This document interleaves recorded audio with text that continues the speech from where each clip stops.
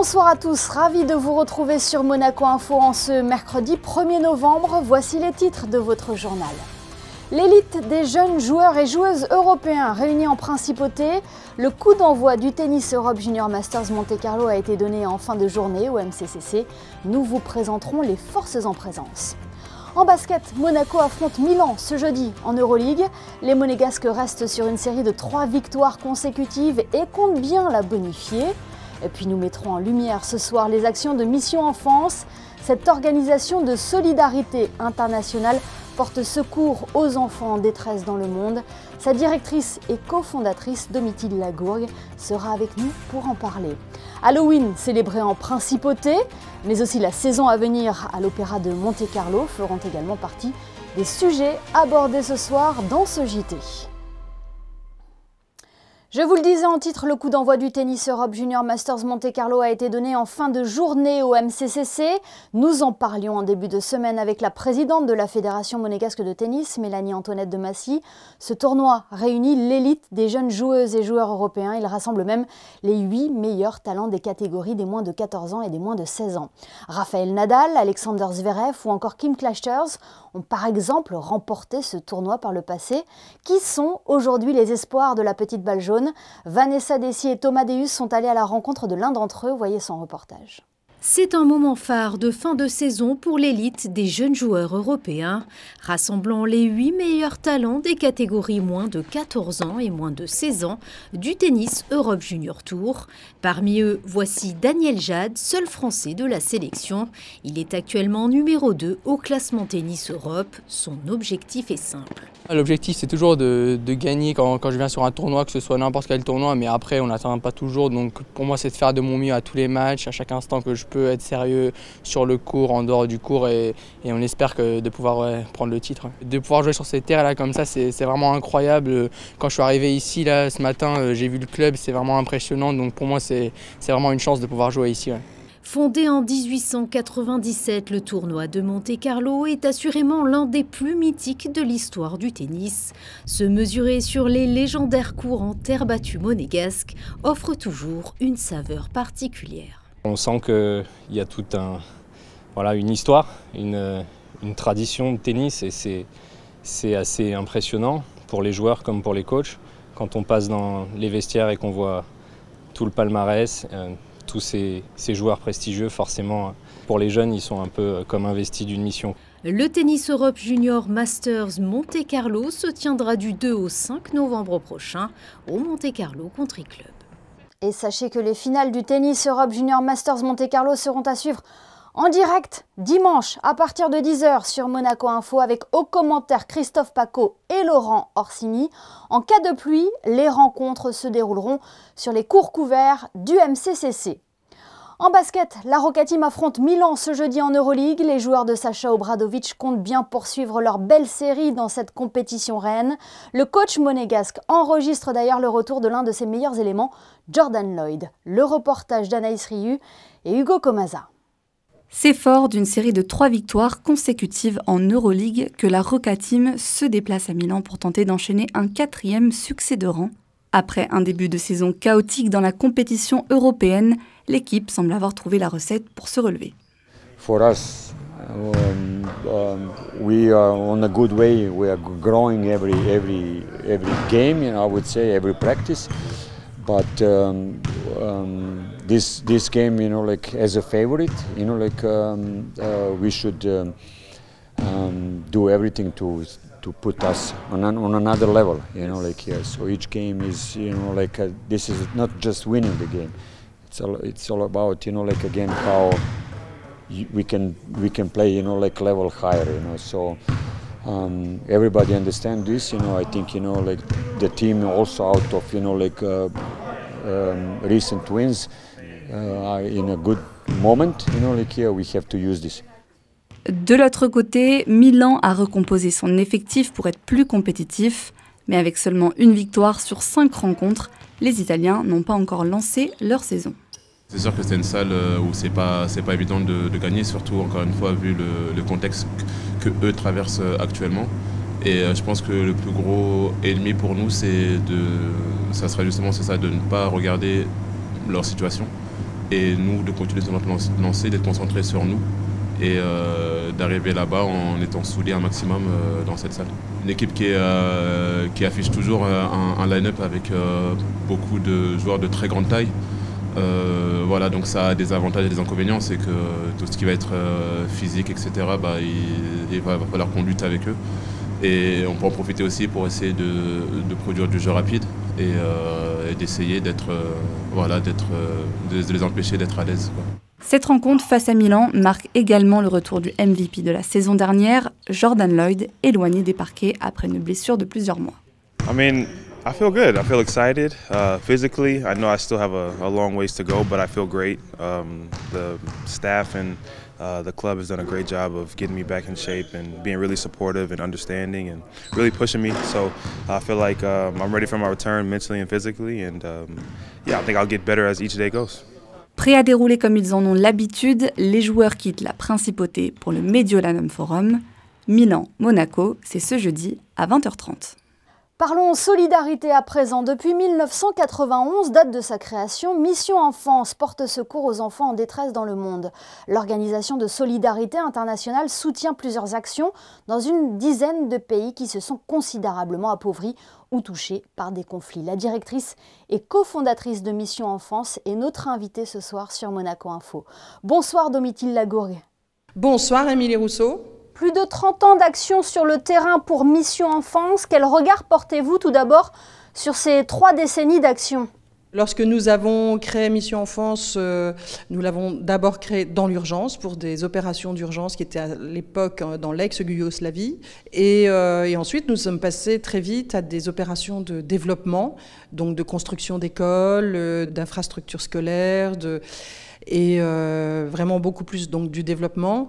Et il est vrai que depuis 3 ou 4 ans, nous travaillons essentiellement maintenant sur l'urgence, mais une urgence qui est alimentaire, sanitaire, vestimentaire dans certains pays qui se sont considérablement appauvris, ou dans des zones de conflit, où là, nous continuons à créer des écoles d'urgence dans les camps de déplacés, dans les camps de réfugiés, comme au Kurdistan irakien. Nous faisons beaucoup d'aide d'urgence aujourd'hui, et il est vrai que le monde a vraiment changé puisqu'il est devenu très instable. Vous opérez directement sur le terrain ? Nous avons des coordinateurs locaux avec lesquels nous travaillons en permanence. Nous sommes en lien quasi quotidien avec tous. Et là, nous évaluons les besoins. Nous nous rendons sur place sur toutes les missions dans les 10 pays dans lesquels nous travaillons, donc en Syrie, en Afghanistan, en Arménie, en Irak, comme je vous le disais tout à l'heure, au Liban, en Colombie, au Burkina Faso, en Éthiopie. Donc chacune de nos missions est dirigée par un coordinateur local, mais nous nous rendons très régulièrement, au minimum une fois par an, pour faire un audit de chacune de nos missions, et puis là de plus en plus parce que nous réalisons des missions d'urgence et que nous voulons vraiment contrôler les fonds qui nous sont donnés par la générosité des Monégasques, et nous faisons en sorte d'apporter un peu d'espoir à toutes ces familles qui sont aujourd'hui bien plus isolées qu'elles ne l'étaient dans le passé. L'éducation, cela reste votre pilier d'action, on peut dire ça comme ça ? Mais oui, parce que, et de plus en plus d'ailleurs, parce qu'on se rend compte au fil de toutes ces années qui sont vraiment très désordonnées, surtout les 3-4 dernières années, l'éducation justement est pour nous le principal moteur pour lutter contre la barbarie. Et on le voit régulièrement sur le terrain, beaucoup de désastres, de conflits, de haine, d'incompréhension, de malentendus viennent aussi énormément d'un problème d'éducation.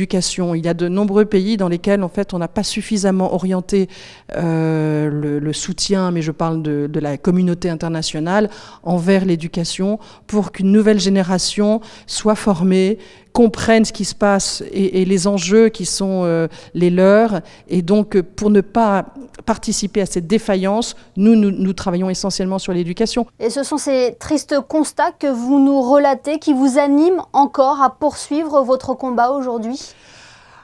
Ah oui, oui, parce que de toute façon, je pense qu'il est de notre devoir d'agir pour toutes ces populations, malgré les difficultés, malgré peut-être parfois les dissensions ou les incompréhensions. Mais oui, c'est de vaincre en fait l'énorme détresse dans laquelle se trouvent toutes ces populations, de vaincre les difficultés.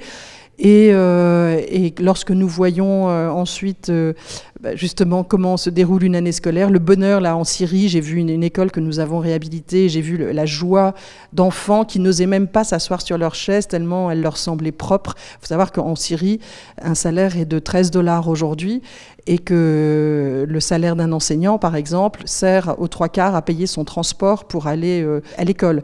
Donc nous soutenons aussi les enseignants, mais quand nous voyons que nous pouvons à nouveau réanimer une flamme, réanimer le travail de ces enseignants, de la scolarité de ces enfants, oui, ça nous anime profondément à Mission Enfance. Et si nos téléspectateurs souhaitent vous soutenir, vous organisez prochainement une braderie de jouets les 2 et 3 novembre prochains. Comment ça va se passer concrètement ?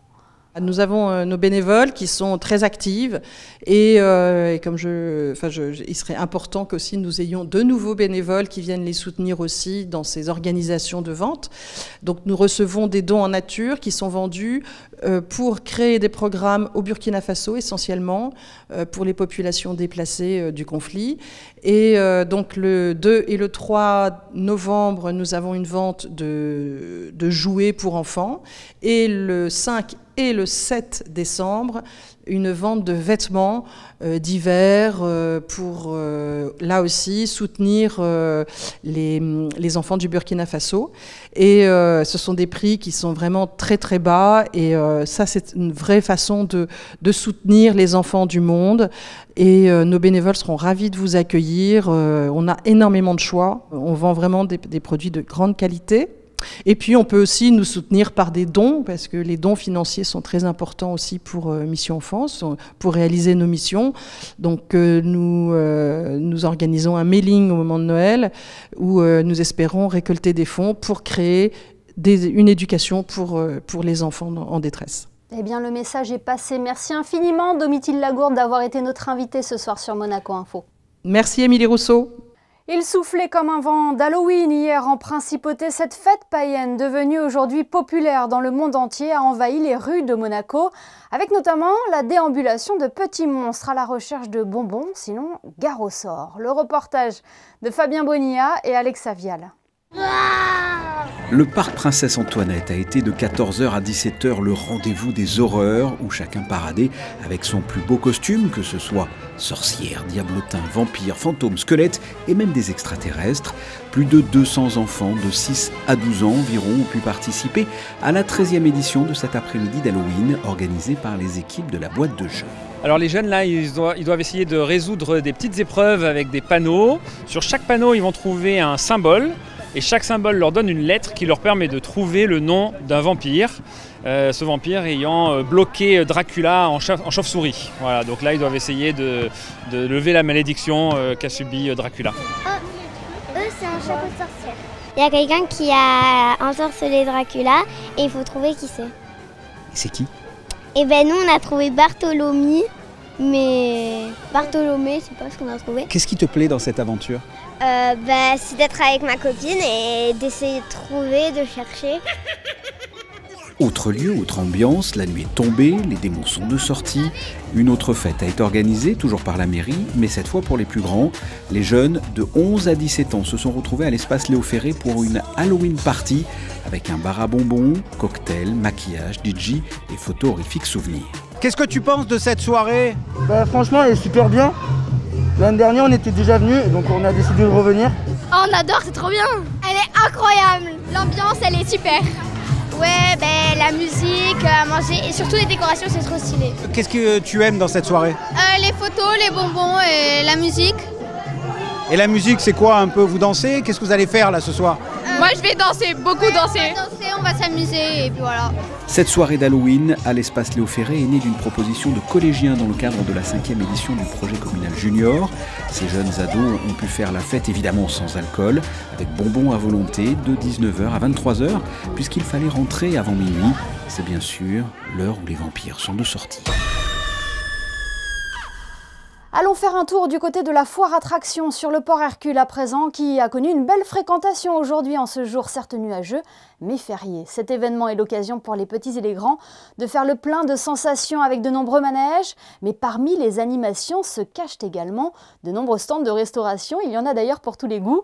Julia Vial, vous êtes sur place et vous allez nous proposer un menu complet à déguster à la foire.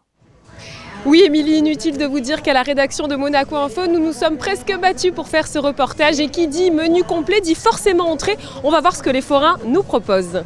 Débutons avec de la soca. C'est une pâte à la farine de pois chiche cuite au four, une spécialité niçoise à l'histoire toute particulière. Alors il y a deux légendes. Déjà, ça viendrait d'Italie, de Gênes. Et alors il y en a une première où c'était... à l'époque où ils transportaient la farine par navire, ça s'est chaviré avec l'eau salée, ça les mélangé, ils l'ont fait chauffer et voilà. Et la deuxième, c'est à peu près pareil avec l'armée qui aurait marché sur du pois chiche quand on aurait fait quelque chose un jour de pluie. Comptez 3,50 € pour une assiette de soca à la foire de Monaco. Allez, il est l'heure pour moi maintenant de déguster le plat principal. Nous nous sommes arrêtés au stand où il y avait le plus de monde, direction la boucherie. Sur ce stand de viande, le plat phare et le kebab disponibles avec ou sans frites à partir de 8 €. C'est la viande de veau et d'Inde. Donc vous avez les 3 grilles là. Ensuite ça passe avec les jeunes hommes là. Vous choisissez ce que vous voulez dedans, les sauces et vous dégustez ça. Et on peut dire qu'on l'a dégusté, ce kebab assis comme le veut presque la tradition sur les abords des autotamponneuses.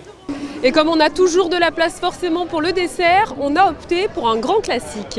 Je suis né en 62. À l'âge de 10 ans, j'ai commencé à faire mes premières crêpes pour la famille. Et là, ça fait 40 ans que je suis avec la famille Rodi. Donc les crêpes.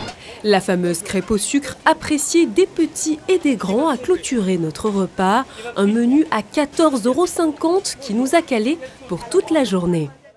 Vous le savez, régulièrement sur notre antenne, nous mettons en valeur ceux qui font Monaco et racontons leur histoire, leur parcours.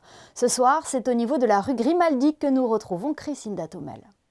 Oui, et aujourd'hui, je vous retrouve devant l'une des plus anciennes boutiques de la Principauté. Vous êtes tous passés au moins une fois pour y acheter du fil ou des aiguilles. Je parle bien sûr de la boutique de fil en aiguille. De fil en aiguille existe depuis 1896. L'immeuble en lui-même a commencé à être construit sur le terrain en 1864. Et après une bonne trentaine d'années, il a eu son ouverture qui s'appelait à l'époque la mercerie du Nouveau Siècle, puisqu'on allait passer de 1800 à 1900. Et alors depuis tout ce temps, dans ce magasin, vous vendez les mêmes articles? Pratiquement, ça a toujours été de la mercerie, bonnetterie, ganterie. Et alors vous, pourquoi avoir souhaité reprendre cette boutique? Je viens plutôt de la création de meubles et je connaissais les anciens propriétaires. Et comme on était assez proches, je voulais absolument que je reprenne. Alors qu'est-ce que vous vendez le plus aujourd'hui? Oh, de tout. Je vais dire que mes clients partent de l'âge de 6 mois, les bébés, à ma plus vieille cliente qui doit avoir 102 ans maintenant. C'est également un lieu de vie, un lieu de rencontre, parfois pour acheter un simple bouton ou une bobine de fil tout simplement. Mais le fait de venir, bon voilà, ils me racontent et puis je les connais pratiquement tous, quoi. Et alors est-ce que vous avez une anecdote à nous raconter? Une qui m'a le plus marqué, c'est Paul McCartney qui est rentré un jour, presque à l'heure de la fermeture, vers 18h30. Il s'est mis dans le fond, j'avais d'autres clientes, il parlait en anglais, donc il m'a pris un débardeur, quelques articles. Donc sur mon comptoir, j'ai l'habitude d'offrir quelques bonbons à mes clientes ou aux enfants quand ils viennent, etc. Et c'est une boîte de chocolat belge Côte d'Or qui, sur le couvercle, il y avait les Beatles. Alors il me fait « Ah, it's me ». Alors vous l'aurez compris, De fil en aiguille est un peu la Madeleine de Proust de la Principauté. Ici vous pouvez trouver de tout, que ce soit de la laine, des aiguilles, du fil, des pyjamas, des chaussons, des chaussettes, des collants, de la lingerie. Bref, De fil en aiguille est ouvert du lundi au vendredi de 9h à midi et de 14h30 à 18h30 pour votre plus grand bonheur. Oui, il y a des visiteurs comme ça que l'on n'oublie pas. Demain, l'Opéra de Monte-Carlo lancera sa saison avec l'emblématique Requiem de Verdi. Le chef d'orchestre, Daniel Barenboim, a dû annuler sa participation pour des raisons de santé. Il sera remplacé par le directeur artistique et musical de l'Orchestre Philharmonique de Monte-Carlo, Kazuki Yamada. Que nous réserve cette saison à la Salle Garnier? José Sacré avait rencontré Cecilia Bartoli, la directrice de l'Opéra de Monte-Carlo, lors de la présentation de la programmation en juin dernier. Cecilia Bartoli, bonjour, merci de nous accueillir chez vous sur la scène de l'Opéra Garnier où vous venez de dévoiler la programmation de votre première saison complète 2023-2024. Ma réaction c'est waouh. C'est bien.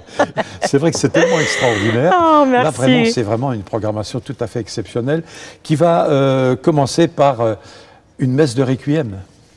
Oui, alors justement qui va commencer par une messe de Requiem de Verdi. Et si on pense justement au Requiem de Verdi, là, je me suis concentrée dans 2 Requiem finalement. C'est le Requiem de Verdi et le Requiem de Brahms. De Brahms, plus tard dans la saison. Ce sont les 2 chefs-d'œuvre absolus, mais très, très différentes. En Requiem, ce sera avec des instruments modernes. L'autre Requiem, ce sera avec des instruments d'époque. Celui-là de Brahms avec les musiciens du Prince. Et le maestro Capuano. Et Maestro Capuano, et le Verdi, bien sûr, avec l'Orchestre Philharmonique de Monte-Carlo. Parlons, on va survoler, évidemment, il y a tellement de choses à dire. Bien sûr. Des opéras, il y en aura 3. Oui. D'opéras sur scène, dont Carlo de Verdi. Carlo, exceptionnel, exceptionnel. Et puis, Jules César en Égypte. Jules César, je serai là. Cléopâtre. Avec qui dans le rôle de Cléopâtre? Alors, rôle de Cléopâtre, ce sera moi. Mais là, je serai avec un cast exceptionnel. C'est Carlo Vistoli qui va chanter le rôle de Jules César. Alors, les grands stars. Aussi sera là aussi. Exactement. Ouais. Monsieur Cencic va être mon frère Tolomeo, le méchant. Ouais. Et toujours... là, la mise en scène, ce sera de David Livermore, que je n'ai jamais travaillé avec lui, mais j'ai beaucoup de... je l'admire beaucoup parce que c'est un grand, grand metteur en scène. Et le 3e opéra, ce sera Cavaliera Rusticana avec Gianni Schicchi et avec encore un interprète, on ne peut pas les citer tous, mais Nicolas Alaimo, il faut le citer. Il faut le citer. Nicolas Alaimo, qui l'a chanté, qui était la saison dernière, a chanté dans notre Barbier de Séville, a chanté Figaro avec un succès énorme. Alors, pour la fête nationale maintenant, c'est la coutume à Monaco, on présente un spectacle exceptionnel, et il sera d'autant plus exceptionnel que ce sera une création, Caruso à Monaco. Ben si, Caruso à Monaco, parce qu'apparemment, Caruso a fait ses débuts ici à Monaco, et puis, enfin, la carrière, on peut dire, c'est le plus grand ténor qu'on a eu. La soirée, c'est une sorte de mise en espace, et chantée par Jonas Kaufmann. Oui, il va venir, Jonas. Non, je veux l'aller chercher comme ça. Avec Jonas Kaufmann, elle a dirigé par Sir Antonio Pappano. Alors ça, un des plus grands chefs aujourd'hui. Un des plus grands chefs d'aujourd'hui. Grande nouveauté de l'année. Oui. Phantom of the Opera. Oui. Ce sera en décembre. Du 16 au 31 décembre, sur cette scène. Sur cette scène. Une comédie musicale. Une comédie musicale. Alors, vous savez, moi, j'étais passionnée pour le Phantom of the Opera, comme j'étais passionnée aussi pour le West Side Story. Alors, j'ai eu la chance de faire le West Side Story à Salzbourg, de Bernstein, bien sûr, à Salzbourg, avec un succès incroyable. Et alors, je me suis dit, j'aimerais un jour faire le Fantôme. Et en plus... C'était conçu pour la salle Garnier, pour l'opéra finalement, l'opéra Garnier à Paris. Mais jamais été représenté à Paris, jamais été représenté en France. Finalement, ça va venir une création pour Monaco. Mais il y a aussi une autre opéra, c'est La fille du régiment. Ah oui, c'est vrai. Oui, La fille du régiment de Donizetti, ça c'est... on ne l'a pas cité. Exactement, ce sera Jean-Louis Grinda qui va faire la mise en scène, avec le grand ténor qui a eu le grand succès aussi dans la Traviata l'année passée, c'est Javier Camarena. Et Regola Müllemann, le soprano qui n'a jamais chanté à l'opéra, elle va venir, elle va faire le début ici. Alors je me réjouis d'avoir tellement de grands artistes ici. Bah oui, un grand artiste aussi, un ami à vous, le 24 février, un concert lyrique avec Rolando Vinazzon. Rolandinho. Alors, au mois de mars, encore là, exceptionnel encore, en prélude au Bal de la Rose avec Cecilia Bartoli et Lang. Oh là là. Oui, ça c'est un de rares récitals. Ce sera moi et Lang. Et ce sera ici, dans cette scène-là. Magnifique. Alors, après ça, encore une création, un spectacle lyrique, Dale Masters Voice, avec Cecilia Bartoli, qui travaille beaucoup, décidément. C'est ma maison, il faut être là, il faut être là comme actrice et comme chanteuse. Hein, Et John Malkovich, vous choisissez pas les plus mauvais, hein? Non, c'est pas le plus mauvais et c'est au contraire, c'est un acteur, un artiste formidable. Et l'idée, c'est un petit peu de montrer ce monde baroque, mais aussi le grand travail entre le maître du chant, compositeur et les élèves.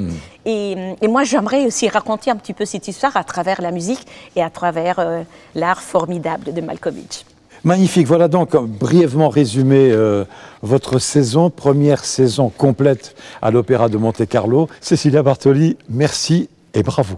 Merci à vous tous. Ce journal touche à sa fin. Découvrons avant cela les prévisions météo pour la journée de demain. Bonsoir Christina Thomel. Bonsoir à tous. Jeudi, le temps sera couvert le matin accompagné de légères averses. Au programme de l'après-midi, des orages et de la pluie. L'hiver sera bel et bien là avec un climat nettement refroidi. 18 pour les maximales et 14 pour les minimales. Le soleil se lèvera à 7h05 et se couchera à 17h22. Demain, nous fêterons les Océanes. Et nous aurons également une pensée pour nos défunts. Temps maussade donc demain pour les premiers matchs du tennis Europe Junior Masters Monte-Carlo. En cas de forte pluie d'ailleurs, les rencontres se dérouleront sur les cours couverts du MCCC. On se quitte justement avec la cérémonie d'ouverture de cet événement capturé par l'objectif de Manuel Vitali. Très belle soirée à tous et à demain pour un nouveau JT sur Monaco Info.